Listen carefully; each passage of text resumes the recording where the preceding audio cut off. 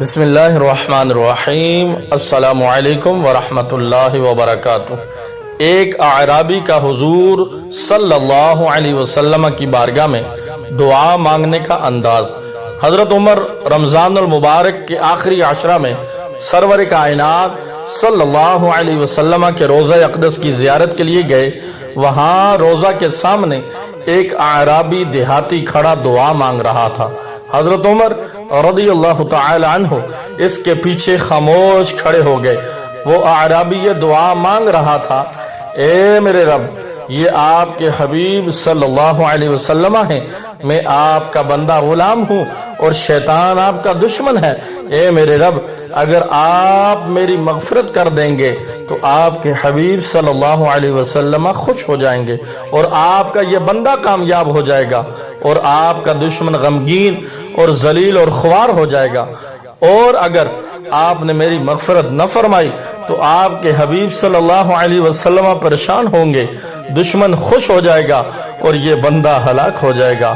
آپ بہت کرم اور عزت اور شرف والے، اس بات سے بہت بلند و بالا ہیں کہ آپ اپنے حبیب صلی اللہ علیہ وسلم کو پریشان اور اپنے دشمن کو خوش اور اپنے بندے کو ہلاک کریں۔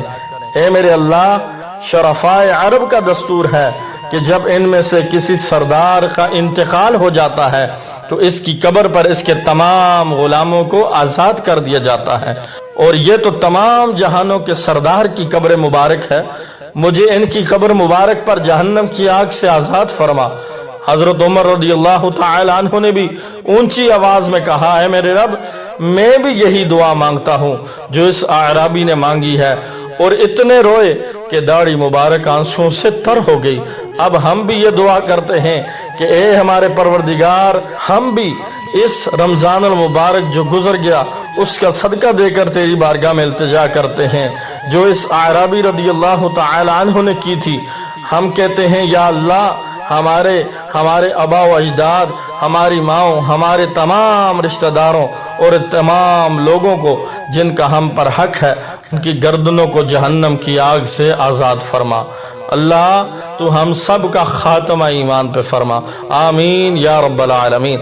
ناظرین محترم، اس خوبصورت پیغام کو اپنے دوستوں کے ساتھ ضرور شیئر کریں، اور مزید اس طرح کی پیاری خوبصورت معلوماتی ویڈیوز کے لیے میرے یوٹیوب چینل کو ضرور سبسکرائب کر دیں اور ساتھ لگی گھنٹی کے نشان کو دبا کے آل پہ کر دیں۔ جزاکم اللہ خیرہ۔